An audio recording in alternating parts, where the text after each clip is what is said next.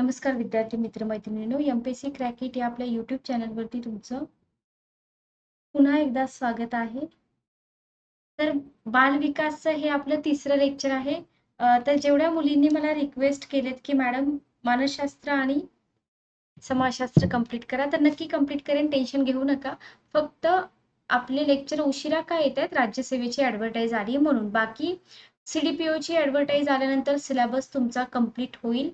जे लोक फीस भरू शकत नाहीत किंवा तुम्हाला बॅचेस लावणं पॉसिबल नाही, अशा सगळ्या विद्यार्थ्यांना तुम्ही आपल्या या चॅनलवरती घेऊन या, सगळ्यांना याचा फायदा होईल. ठीक आहे, चला. बाल विकास आपण स्टार्ट केलेला आहे. बाल विकास मधलं हे आपलं तिसरं लेक्चर आहे. तर पाठीमागच्या लेक्चरमध्ये आपण विकासाची अंगे, पैलू किंवा क्षेत्र अभ्यासलं होतं. थोडक्यात रिवाइज करूया. याच्यामध्ये आपण शारीरिक विकास, कारक विकास, भाषिक विकास, बोधात्मक विकास, नैतिक विकास, भावनिक विकास, सामाजिक विकास हे सगळं आपण एक्सप्लेन केलेलं होतं. याच्यामध्ये भावनिक विकास इम्पॉर्टंट आहे हे पण आपण बघितलं होतं. पण एक्झामच्या दृष्टीने तुम्हाला कारक विकास किंवा कारक कौशल्य विचारतात. जे शब्द अवघड असतात ना, म्हणजे मानसशास्त्रामधले किंवा बाल मानसशास्त्रामधले जे शब्द असतात ना, तर त्याच्यावरती आयोगाचा फोकस राहतो. नेहमी लक्षात ठेवा. याच्यामध्ये 3 विकास तुम्ही पाठ करून टाका डायरेक्ट: बोधात्मक विकास, नैतिक विकास आणि कारक विकास. ठीक आहे, ओके, क्लिअर. तर हे सगळं आपण बघितलेलं आहे. पुढे जाऊया. आता आपल्याला बघायचंय स्टेजेस ऑफ डेव्हलपमेंट आणि त्याची कॅरेक्टरिस्टिक. तर विकासाच्या अवस्था आणि त्यांची वैशिष्ट्ये. मानवी जीवन जे आहे ना, ते 8 उपअवस्थांमध्ये विभागले. इथंच तुमचा पहिला क्वेश्चन बनतो. मानवी जीवन किती उपअवस्थांमध्ये विभागले? 8 उपअवस्थांमध्ये विभागलेलं आहे. ठीक आहे. प्रत्येक अवस्थेमध्ये विशिष्ट विकास होतो आणि वर्तन वैशिष्ट्ये दिसतात. आता जसं जसं आपण बघूया तसं तसं तुम्हाला हे सगळं क्लिअर होत जाईल. तर प्रत्येक अवस्था वेगळी असणार आहे, त्याच्यामध्ये तुम्हाला वैशिष्ट्ये पण वेगळी दिसणार आहेत. ह्या ज्या 8 उपअवस्था आहेत ना, या उपअवस्थांमध्ये आपलं जे जीवनाचं चक्र आहे ते विभागतो आपण. पण विभागताना आपण कोणता निकष लावतो? शारीरिक वय. ओके, 8 अवस्था तुम्ही विभागताय, पण तिथं तुम्ही शारीरिक वय हा निकष लावताय.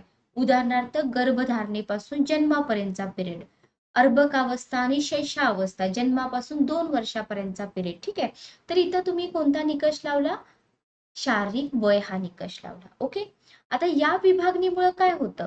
प्रत्येक अवस्थेतील वाढ आणि विकासाचा अभ्यास करणं सोपं जातं. बरोबर. शारीरिक वयाचा तुम्ही निकष लावला, विभागणी केली. मग आता इथं तुम्ही विभागणी केली, तर तुम्ही विभागणी केल्यानंतर पुढे काय अभ्यासणार? वाढ आणि विकास अभ्यासणार, की बाबा प्रसूतीपूर्व अवस्थेमध्ये वाढ आणि विकास कसा असतो, अर्भक अवस्थेमध्ये कसा असतो. ठीक आहे, आणि याच्यावरून आपण पुढे अभ्यासतो मानवी जीवनाच्या अवस्था किंवा टप्पे. क्लिअर, समजलं. तर जे इंट्रोडक्शन आहे, प्रस्तावना आहे, तिथून तुमचे 2 क्वेश्चन फ्रेम होतात. उपअवस्थामध्ये तुम्ही जीवनचक्र विभागताय, तर निकष कोणता आहे आणि मानवी जीवन किती उपअवस्थांमध्ये विभागलेलं आहे. तर पहिली अवस्था आहे प्रसूतीपूर्व अवस्था, प्री नॅटल पिरियड म्हणतात. मराठीमध्ये पण लक्षात ठेवा, इंग्रजीमध्ये पण लक्षात ठेवा. गर्भधारणा झाल्यापासून ते बाळ जन्मापर्यंतचा जो काळ आहे त्याला प्री नॅटल पिरियड म्हणतात. मानवी आयुष्याची पहिली पायरी आहे. ठीक आहे, या अवस्थेचं वैशिष्ट्य काय? गर्भाची अत्यंत जलद गतीने वाढ होते. एका स्त्री बीज पेशीपासून त्याला मानवी स्वरूप येईपर्यंतचा हा प्रवास असतो. Okay, clear. याला तुम्ही काय म्हणणार? प्रसूती पूर्व अवस्था. याच्यानंतर दुसरी अवस्था आहे तुमची अर्भक अवस्था किंवा शैशवावस्था म्हणता तुम्ही याला. जन्म झाल्यापासून 2 वर्षापर्यंत ते शैशव असतं. टोल्डरहुड म्हणा, टोल्डरहुड. ठीक आहे. तर अर्भक अवस्था, नवजात अवस्था हे तुम्हाला जोड्या लावामध्ये विचारतात. जन्म झाल्यापासून 15 दिवसापर्यंतचा कालावधी त्याला तुम्ही नवजात बालक म्हणणार. 15 दिवस पूर्ण झाले निओनॅटल स्टेज म्हणतात त्याला. काय म्हणतात? निओनॅटल स्टेज. ठीक आहे. अर्भक अवस्था 15 दिवसापासून 18 महिन्यापर्यंत ते अर्भक असणार. इथं तुम्ही सिक्वेन्स असा लावून ठेवा: नवजात, त्याच्यानंतर अर्भक, अर्भक झाल्यानंतर शैशव, शैशव. ठीक आहे.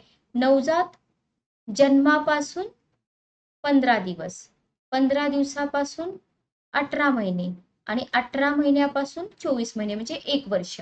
एखादं बाळ अजून 24 महिन्याचं झालं नाही, तुम्ही त्याला शैशव म्हणणार. एखादं बाळ 18 महिन्याचं झालं नाही, तुम्ही त्याला अर्भक म्हणणार. आणि एखादं बाळ अजून 15 दिवसाचं पण नाहीये, त्याला तुम्ही नवजात बालक म्हणणार. ठीक आहे, ओके, क्लिअर. चला, तर अशा उपावस्थांमध्ये विभागली जाते अर्भक अवस्था. जर तुम्हाला क्वेश्चन विचारला की अर्भक अवस्था कोणत्या 3 उपावस्थांमध्ये विभागली जाते, तर नवजात अवस्था, अर्भकावस्था आणि टोल्डरहुड म्हणजे शैशवावस्था. ठीक आहे. आता या नवजात अवस्थेचं वैशिष्ट्य काय असतं बघा.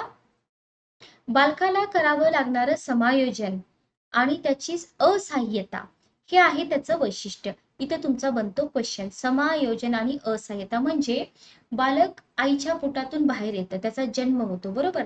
तर त्याला आईच्या पोटातलं वातावरण आणि बाहेरचं वातावरण याच्यामध्ये ड्रास्टिक चेंज येतो, बरोबर. म्हणजे त्या बालकाला बाहेरच्या वातावरणाशी समायोजन करावं लागतं, बरोबर. अडॅप्ट व्हावं लागतं त्या वातावरणामध्ये. पण त्याची तिथं असहाय्यता असते. लगे लगे ते बालक अडॅप्ट होतं का, नाही होत, तर प्रयत्न करतं. म्हणजे अर्भक अवस्थेमध्ये स्वतंत्रतेकडे वाटचाल चालू होते. ओके. विविध कौशल्ये आत्मसात केली जातात. शैशव अवस्थेकडे जाताना चालणं, बोलणं म्हणजे 18 ते 24 काही बालक 1 वर्षाच्या आतच थोडेफार मुवमेंट वगैरे करायला शिकतात, बरोबर. त्याला आपण कौशल्य म्हणतो.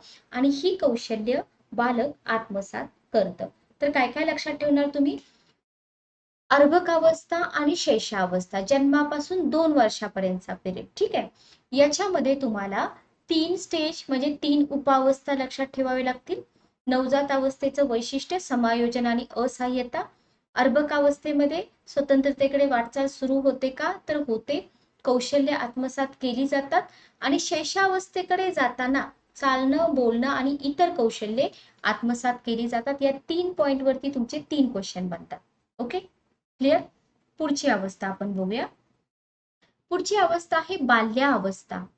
बाल्यावस्था म्हणजे 2 वर्षापासून 12 वर्ष, याला तुम्ही चाइल्डहुड म्हणता. चाइल्डहुड 2 वर्षापासून 12 वर्षापर्यंतचा काळ. आता इथं तुम्हाला बाल्यावस्थेचे पण 2 टप्पे मिळतात, पूर्व बाल्यावस्था आणि उत्तर बाल्यावस्था. पूर्व म्हणजे काय करायचं माहिती का, हे 12ला निम्म निम्म करायचं, 2 ते 6 आणि 6 ते 12. 2 वर्षापासून 6 वर्षापर्यंत म्हणजे पूर्व बाल्यावस्था, अर्ली चाइल्डहुड म्हणतो आपण याला. आणि 6 ते 12 म्हणजे लेट चाइल्डहुड. ठीक आहे. तर बघा, 2 वर्षापासून 6 वर्षापर्यंतचा जो काळ असतो ना, इथं बालक स्वकेंद्रीय असतं. ठीक आहे. म्हणजे बालक त्याच्या आईवरतीच डिपेंड असतं असं तुम्ही म्हणू शकता. इतकं पण स्वतंत्र झालेलं नसतं किंवा त्याला स्वातंत्र्य देत नाहीत असं पण तुम्ही म्हणू शकता. पण ते बालक क्रियाशील फार असतं, ऍक्टिव्ह असतं, उत्साही असतं, जिज्ञासू असतं, शोधवृत्ती दर्शवणारं असतं, बरोबर. प्रयोगशील असतं. बघा, या एज मधली तुम्ही मुलं बघा कशी असतात. ठीक आहे. या अवस्थेला तुम्ही पूर्वशालेय अवस्था, कारण याच्यानंतर तुम्ही शाळेत जाता. आता तर तसं 2.5 वर्षातच शाळेत घालतात, पण जुनी लोक 6 वर्षानंतर शाळेत घालत होती. म्हणून या अवस्थेला पूर्वशालेय अवस्था सुद्धा म्हटलं जातं. ओके. या अवस्थेनंतर बालक औपचारिक शाळेत जाण्यास तयार होतो.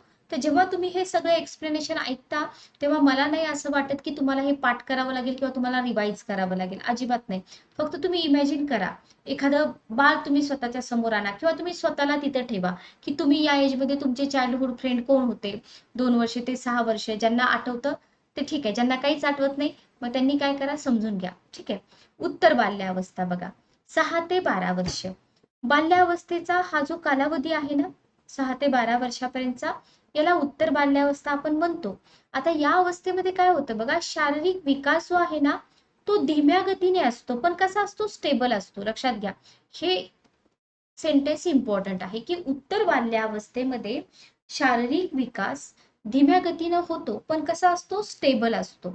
शालेय अवस्था असल्याने बालक काय करतं, भाषा, वाचन, अंकगणित, लेखन, खेळणं, समाजीकरणाचं नियम पाळणं, इतर शालेय कौशल्य आत्मसात करतात. ठीक आहे. कशामध्ये, उत्तर बाल्यावस्थेमध्ये. तर इथं तुमचे 2 ते 3 क्वेश्चन बनतात.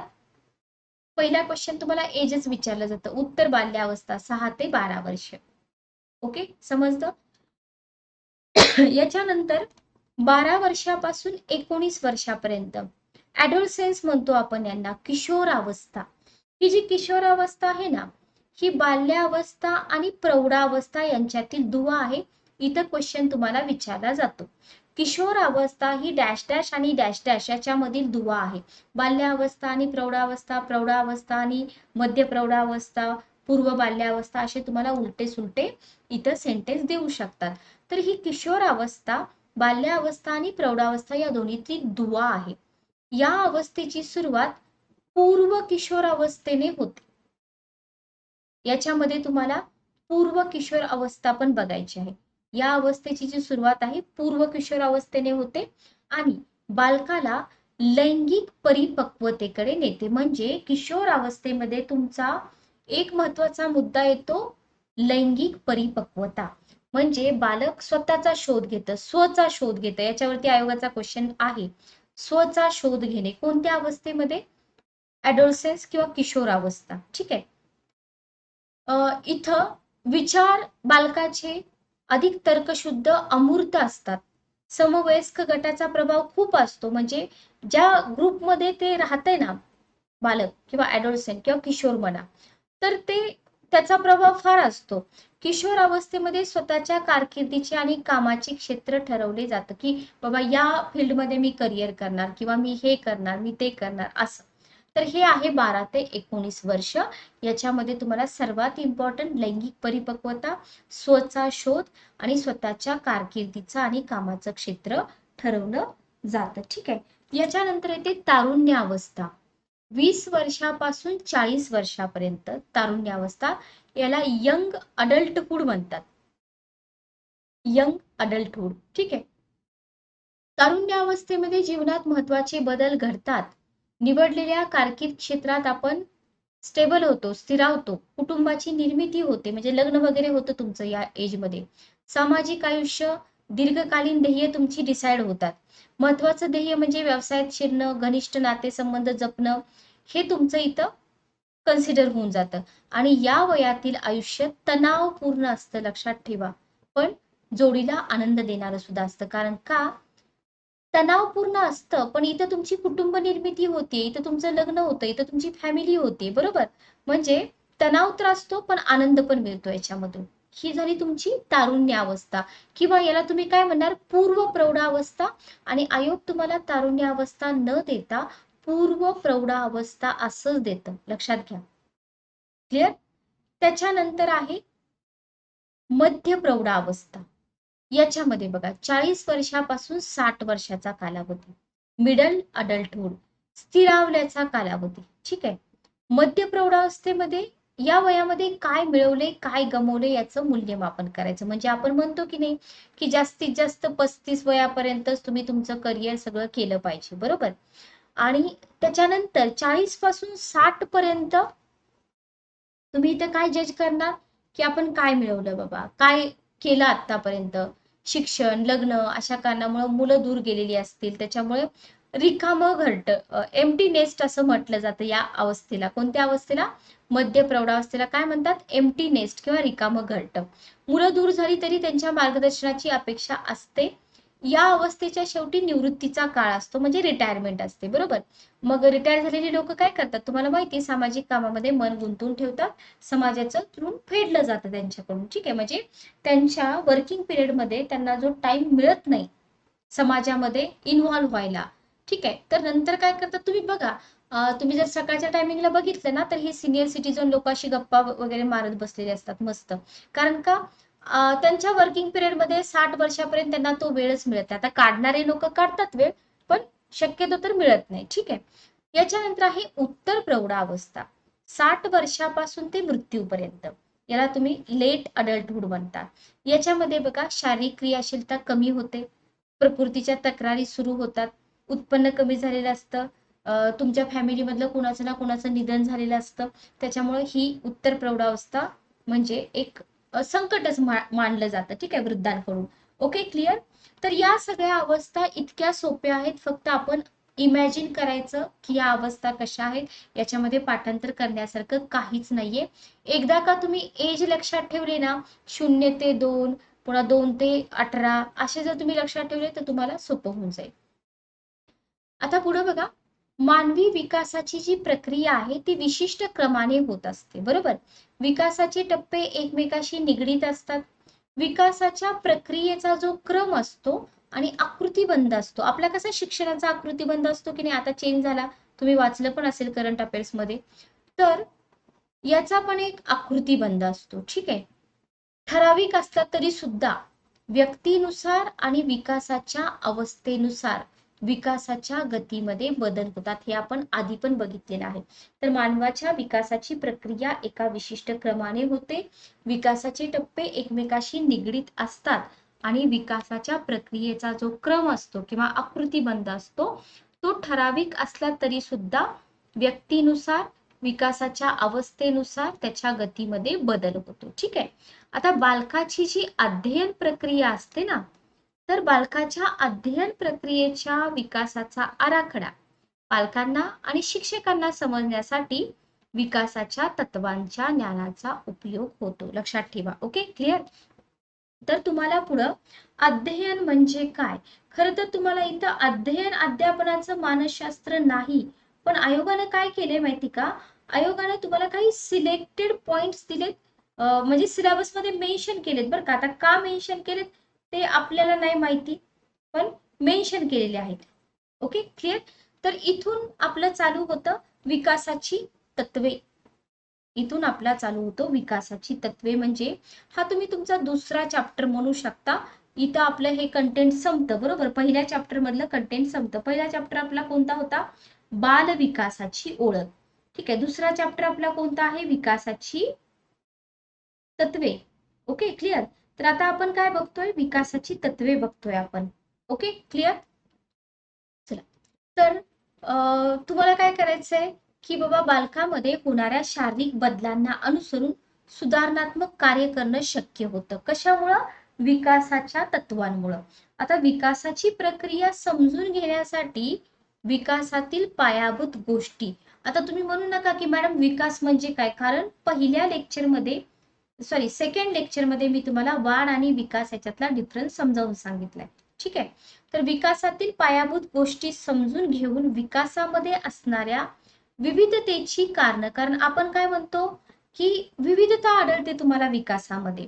मग विकासातील पायाभूत गोष्टी म्हणजेच काय, विकासाची तत्व, बरोबर.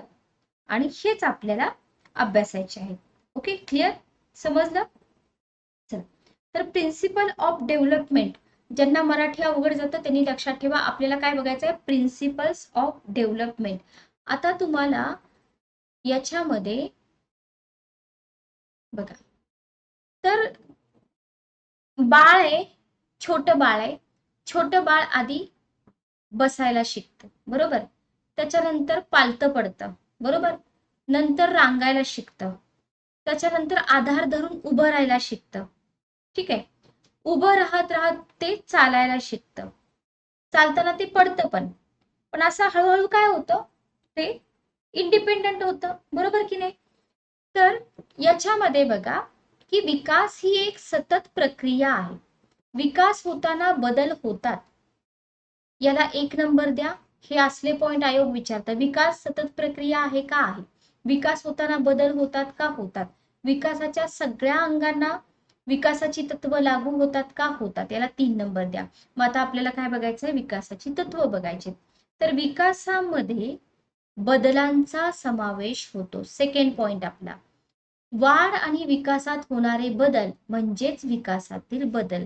आपण काय बघितलं होतं, वाढीमध्ये फक्त तुम्ही संख्यात्मक वाढ म्हणता, पण विकासामध्ये तुम्ही गुणात्मक आणि संख्यात्मक दोन्ही म्हणता. म्हणजे इथं तुम्हाला वाढ व विकासात होणारे बदल म्हणजे विकासातील बदल. वाढ म्हणजे संख्यात्मक बदल, बरोबर. त्याचा संबंध फक्त कशाची असतो, शारीरिक पैलूंशी असतो, उदाहरणार्थ उंची, वजन. पण विकास कसा असतो, गुणात्मक असतो, तो सगळ्या पैलूंशी निगडीत असतो. उदाहरणार्थ शारीरिक विकास, कारक विकास, बोधात्मक विकास, भाषिक विकास, हे सगळं मी तुम्हाला पाठीमागच्या लेक्चरमध्ये समजावून सांगितले. ओके, याच्यामध्ये होणारे सगळे जे बदल असतात ते कशाकडे नेतात, परिपक्वतेकडे नेतात. पहिलं लेक्चर आठवा, विकासाची डेफिनेशन, अध्ययन आणि परिपक्वता, 2 शब्द पहिल्या लेक्चरमध्ये डेफिनेशन मध्ये आले होते. तर लेक्चर चालू असताना सगळ्या गोष्टी तुमच्या पाठ होऊन जातील. हे झालं पहिलं तत्व, विकासामध्ये बदलांचा समावेश असतो. दुसरं तत्व बघा, विकास ही एक सतत प्रक्रिया असते. विकास ही बदलाची प्रक्रिया असून गर्भधारणेपासून मृत्यूपर्यंत चालू असते. ओके, शारीरिक आणि मानसिक गुणधर्मांचा जो विकास आहे तो वाढीच्या उच्चतम मर्यादेपर्यंत हळूहळू चालू राहतो. पुढील अवस्थेवर आधीच्या अवस्थेचा परिणाम होत असतो का? होतो, बरोबर. उदाहरणार्थ बघा, एका रात्रीत बाळाचा दात बाहेर आला आहे असं वाटतं, बरोबर, पण दाताच्या विकासाची जी प्रक्रिया आहे ना, ती बाळ जन्माला यायच्या आधी 5व्या महिन्यातच सुरू झालेली असते. आपल्याला काय वाटतं, आत्ता बाळाला दात येत आहेत, तर तसं नाहीये. बाळ आईच्या पोटात असताना 5व्या महिन्यापासूनच दाताच्या विकासाची प्रक्रिया चालू झालेली असते, लक्षात ठेवा. Okay, clear. दाताचा विकास धीम्या गतीने होत राहतो आणि बाळ 5 ते 6 महिन्याचं झालं की दात हिरडीमधून बाहेर येतो. म्हणजे हा जो विकास आहे ही सतत प्रक्रिया आहे, बरोबर, क्लिअर. तिसरं तत्व आहे, विकासाचं पूर्वकथन करता येतं. याचा अर्थ काय? याचा अर्थ असा आहे की सर्वांचा विकास वैशिष्ट्यपूर्ण पद्धतीने होतो व त्या विकासाच्या टप्प्यांबाबत अंदाज करता येतो. पूर्वकथन म्हणजे काय? अंदाज. ह्याचा अर्थ आपल्याला कळत नाही म्हणून अवघड वाटतं. अंदाज, अंदाज करू शकता तुम्ही विकासाचा, ठीक आहे. बघा, सगळ्या व्यक्तींमध्ये असणारा विकासाचा विशिष्ट नमुना सारखाच असतो. नमुना सारखा असतो, फक्त त्याचा जे काही वेग असतो तो वेगवेगळा असतो. जन्मपूर्व अवस्थेत अनुवांशिक गुणवैशिष्ट्यांचा क्रम जो असतो हा जन्मोत्तर अवस्थेत देखील विशिष्ट कालावधीनंतर तसाच दिसून येतो. पुन्हा एकदा आपण रिपीट करू. जन्मपूर्व अवस्था म्हणजे जन्माच्या आधीची अवस्था, गर्भधारणा, बरोबर. तिथं जो तुमच्या अनुवांशिक गुणवैशिष्ट्यांचा क्रम असतो तो जन्मानंतरच्या अवस्थेमध्ये सुद्धा तसाच दिसून येतो. तो काही चेंज होणार आहे का? तुमचे जीन्स चेंज होणार आहे, तुमची अनुवंशिकता चेंज होणार आहे? नाही. म्हणजे हा जो विकास आहे ना, तुमचा विकास तो 2 दिशांवरती क्रमानुसार होतो. आणि इथं विचारला जातो तुमचा क्वेश्चन की विकास हा कोणत्या 2 दिशांवरती क्रमानुसार होतो? तर ते 2 दिशांवरती क्रम आपल्याला बघायचे. पहिला आहे मस्तकानुवर्ती आणि दुसरा आहे अक्षानुवर्ती. याच्यावरती आधीच्या पण CDPO एक्झाम मध्ये क्वेश्चन विचारलाय. इथं तुम्हाला एका बाळाची इमेज दिसत आहे बघा. मस्तकानुवर्ती विकासाचा क्रम, हा एरो दिसतोय का तुम्हाला? आणि अक्षानुवर्ती हा वाला एरो बघा, किंवा हा खालचा पण बघा, ठीक आहे. तर मस्तकानुवर्ती म्हणजे काय? डोक्यापासून पायाकडे यायचं, डोक्यापासून पायाकडे आलात तुम्ही, ठीक आहे.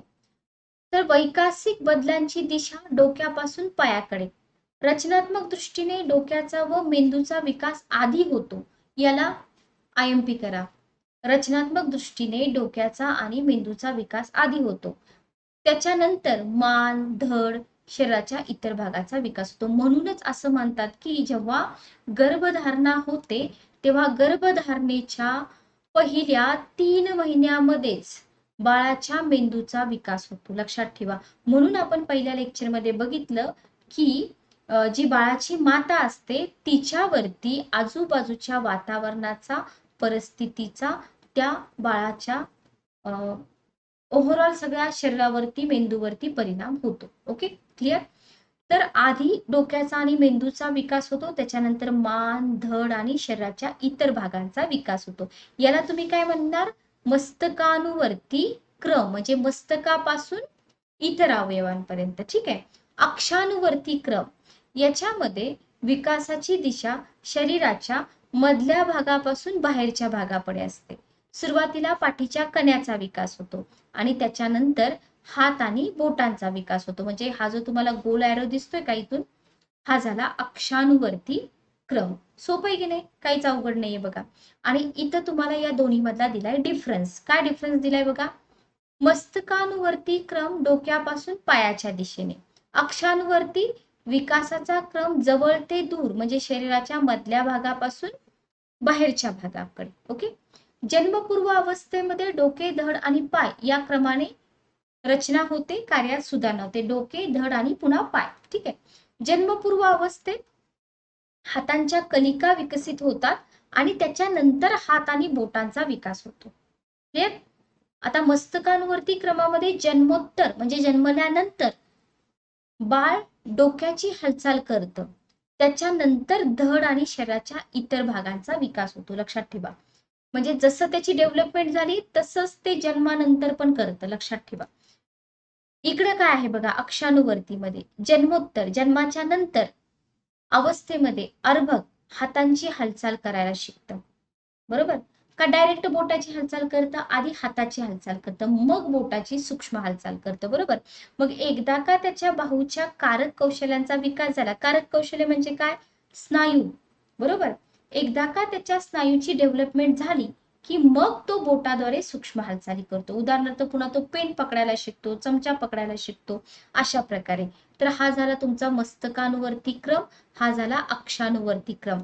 हे सगळं ऐकताना, रिवाइज करताना एक बालक डोळ्यासमोर इमॅजिन करायचं, तर तुम्हाला हे सगळं सोपं जाईल आणि तुम्हाला रिव्हिजन करायची पण गरज पडणार नाही. त्याच्यानंतर चौथा पॉइंट आहे विकास सामान्याकडून विशिष्टाकडे होतो, याच्यावरती पण क्वेश्चन विचारला जातो.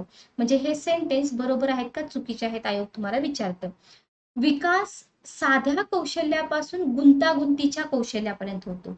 उदाहरणार्थ अर्भकाला अनियमित आणि अनियंत्रित हालचाली करता येतात, पण विशिष्ट निर्धारित उद्दिष्टाला अनुसरून हालचाली करता येत नाहीत. कधी येतील? जसजसं ते बालक मोठं होईल तेव्हा येतील. बरोबर? म्हणजे विकास जो आहे तो सामान्याकडून विशिष्टाकडे होतो. दुसऱ्या उदाहरणामध्ये अर्भक अपरिचित व्यक्ती अथवा वस्तूला अनुसरून, बघा एखादं बाळ आहे, त्याला जर असं अननोन ठिकाणी तुम्ही नेलं किंवा अनोळखी माणसांसमोर नेलं तर ते काय करतं? रडतं. रडतं म्हणजे काय करतं? भीतीची भावना व्यक्त करतं. बरोबर? भीतीची भावना व्यक्त करतं. मग हे काय आहे? त्यानं प्रतिक्रिया दिली आहे. त्याला भीती वाटते ही प्रतिक्रिया दिली आहे. रडणं, लपणं किंवा दूर जाणं या प्रतिक्रिया आहेत. ओके? तर याचा अर्थ काय? विकास हा सामान्याकडून विशिष्टाकडे होतो. ओके? इथपर्यंत समजलं सर्वांना? कुणाला काही अडचण? जर तुमचे काही डाऊट असतील तर तुम्ही कमेंट बॉक्समध्ये देऊ शकता. ओके? पाचवा पॉइंट बघा, विकासाची गती कशी असते? भिन्न असते. विकास गर्भधारणेपासून मृत्यूपर्यंत पहिल्या लेक्चरमध्ये आपण बघितलंय. विकासाची गती भिन्न असते हे पण आपण बघितले.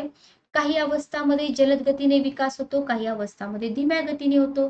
विकास कधीच एका गतीनं होत नाही. क्वेश्चन. प्रसूतीपूर्व काळात विकासाचा वेग जास्त असतो. क्वेश्चन.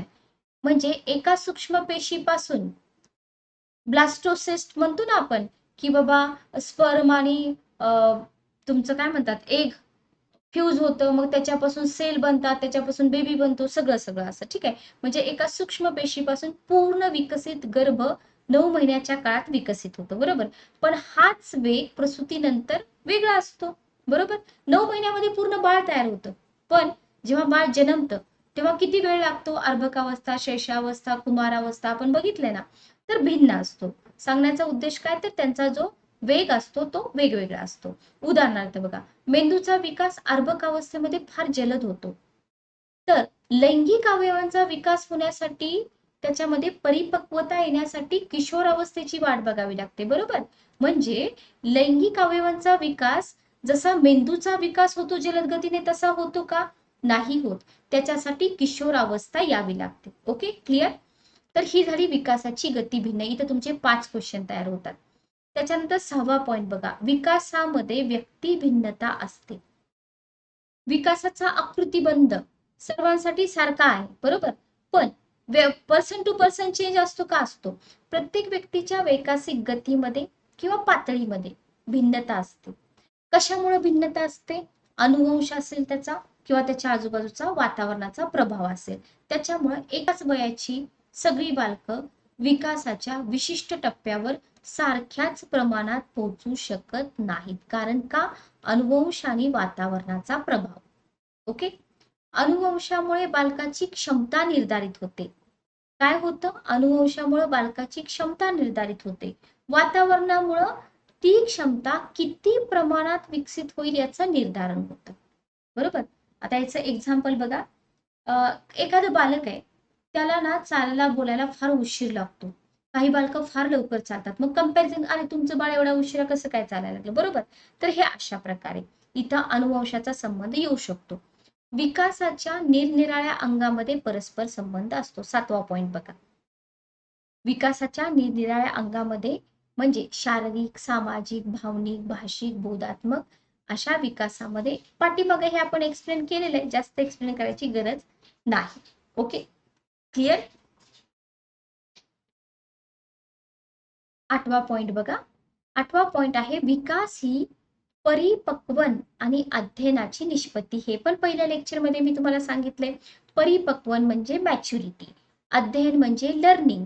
परिपक्वन म्हणजे जन्मतः प्राप्त गुणधर्माची नैसर्गिकरित्या होणारी वाढ आहे, अशी डेफिनेशन लक्षात ठेवायची. विशिष्ट वयानुसार याच्या क्षमतांमध्ये वाढ होते, म्हणजे मॅच्युरिटी लेवल तुमची वाढत जाते. ठीक आहे. लर्निंग म्हणजे काय? अध्ययन. अनुभव आणि सराव याच्यामुळे काय होतं, वर्तनामध्ये कायमस्वरूपी बदल होतात. सराव आणि प्रयत्न, आपण काय म्हणतो एमपीएससी मध्ये, कॉम्पिटेटिव्ह एक्झाम मध्ये, की बाबा मल्टिपल टाइम रिव्हिजन करा, प्रॅक्टिस करा, बरोबर? तर याचा अध्ययनावर परिणाम होतो. अनुवंशाने प्राप्त क्षमतांचा विकास अध्ययनामुळे घडून येतो. ओके. आणि सराव, अनुकरण आणि अभिसंधानामधून अध्ययन घडून येतं, असं तुम्ही म्हणू शकता. ओके, समजलं? एवढं सोपं आहे. लर्निंग म्हणजे काय? अनुवंशाने प्राप्त ज्या क्षमता आहेत त्या क्षमतांचा विकास अध्ययनामुळे घडून येतं. Okay, clear? चला, आता आपल्याला काय लक्षात ठेवायचंय? आपल्याला परिपक्वन आणि अध्ययन याच्यामधला परस्पर संबंध लक्षात ठेवायचा आहे. बालकांच्या परिपक्वन म्हणजे काय? मॅच्युरिटी. आणि अध्ययनाचा सर्वांगीण विकासावर प्रभाव दिसतो, डेफिनेटली दिसणार, बरोबर? आता परिपक्वन या नैसर्गिक प्रक्रियेचा उपयोग अध्ययन प्रक्रिया सुरळीत पार पाडण्यासाठी होतो, मॅच्युरिटीचा उपयोग, बरोबर? आवश्यक परिपक्वता प्राप्त झाली असेल तरच अध्ययन परिणामकारक होईल, बरोबर? उदाहरणार्थ, चालणे, बोलणे शिकण्यासाठी तुमची शारीरिक परिपक्वन घडून येणं गरजेचं आहे, योग्य सराव होणं पण गरजेचं आहे, बरोबर? Okay, clear? आता याच्यामध्ये तुम्हाला जाती विशिष्ट कार्य आणि व्यक्ती विशिष्ट कार्य. जाती विशिष्ट म्हणजे काय? सरकणे, रांगणे, बसणे, चालणे. इथं तुमचा क्वेश्चन बनतो बरं का, जाती विशिष्ट कार्य कोणती? सरकणे, रांगणे, बसणे, चालणे. परिपक्वतेनुसार विशिष्ट वयात आपोआप विकसित होतात. लगेच होतात का? नाही, परिपक्वता, मॅच्युरिटी नंतर. त्यांना प्रशिक्षणाची गरज असते. एखाद्या बाळाला बसायचं प्रशिक्षण द्यावं लागतं का? म्हणजे जस्ट त्याला बसवलं ते बसायला शिकतं त्या मॅच्युरिटीमध्ये. बाह्य वातावरणातील घटकांचा त्याच्यावरती जास्त परिणाम होत नाही. आता व्यक्ती विशिष्ट कार्य जी असतात ना, ती जाती विशिष्ट कार्याच्या पूर्ण विरुद्ध असतात. उदाहरणार्थ, पोहणे, सायकल चालवणे, नृत्य करणे ही व्यक्ती विशिष्ट कार्य आहेत, म्हणजे याचं तुम्हाला प्रशिक्षण द्यावं लागतं, बरोबर? प्रशिक्षणावर अवलंबून असतात. उदाहरणार्थ, एखाद्या मुलीला नृत्य क्लास लावला, ती डान्स शिकणारच, बरोबर? आणि एखाद्याला लावलाच नाही, ती कशी शिकेल, बरोबर? तर अशा प्रकारे वातावरणातील घटक, प्रशिक्षण असेल, उपलब्ध संधी तुम्हाला मिळाल्या पाहिजेत, सराव आहे, याचा व्यक्तिविशिष्ट कार्यावर परिणाम होतो. तुम्हाला संधीच उपलब्ध नाहीत झाल्या तर तुम्ही कसं करणार मग? ओके, लक्षात आलं? म्हणजे हे बरोबर याच्या उलट आहे. परिपक्वतेच्या आवश्यक पातळीशिवाय प्रशिक्षणाचा उपयोग होत नाही. म्हणजे आता इथे बघा, तुम्हाला संधी पण मिळत आहेत, ठीक आहे, पण तुम्ही परिपक्वच नाहीयेत, मग प्रशिक्षणाचा उपयोग होईल का? नाही होणार. तर तुम्हाला आधी मॅच्युरिटी पाहिजे, तरच त्या प्रशिक्षणाचा उपयोग होऊ शकतो. ठीक आहे, इथं तुम्हाला परिपक्वन आणि अध्ययन याच्यामधला डिफरन्स पण दिलेला आहे, बघून घ्या. परिपक्वन म्हणजे काय? जन्मतः प्राप्त गुणधर्माची नैसर्गिकरित्या होणारी वाढ. एक्झाम मध्ये अशीच भाषा वापरली जाते.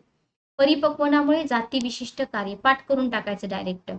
परिपक्वनाचा अभाव असेल आणि अध्ययनाला सुकर वातावरण प्राप्त झालं तरी सुद्धा विकास होत नाही, कारण तुमच्याकडे मॅच्युरिटी नाहीये. अध्ययन, अनुभव आणि सरावामुळे वर्तनात बदल घडून येतात, त्याला आपण अध्ययन म्हणतो. डेफिनेशन विचारली जाते. अध्ययनामुळे कसली कार्य घडतात? व्यक्ती विशिष्ट, जाती विशिष्ट घडतात का? नाही, व्यक्ती विशिष्ट. दारिद्र्यामुळे संधीचा अभाव, पालकांचा नकार याच्यामुळे अनुवंशिक क्षमताचं, म्हणजे एखादं बालक खूप हुशार आहे, ठीक आहे, पण त्याला दारिद्र्यामुळे शिकायची संधीच नाही मिळाली, पालकांचा नकार याच्यामुळे काय होतं? त्याच्या अनुवंशिक क्षमतांचा विकासच होत नाही. पुढचा तुमचा पॉइंट आहे की कोणते घटक वाढ आणि विकासावर परिणाम करतात. तर वाढ आणि विकासावर परिणाम करणारे घटक संस्कृती, अनुवंशिकता, परिपक्व आणि अध्ययन, वातावरण, अंतःस्रावी ग्रंथी, हार्मोन, आहार, आजार, शारीरिक दोष, विश्रांती आणि व्यायाम. तर हे आपण नेक्स्ट लेक्चरमध्ये एक्सप्लेन करूया. लेक्चर कसं वाटलं नक्की सांगा. 8 दिवसामध्ये तुमचं बाल विकास सगळं कंप्लीट करून टाकूया आपण आणि त्याच्यानंतर मानसशास्त्र कंप्लीट करू. फक्त तुमच्या मित्रमैत्रिणीपर्यंत चॅनलला पोहोचवा. जास्तीत जास्त लिंक शेअर करा. भेटूया उद्याच्या लेक्चरमध्ये. Good night. Take care.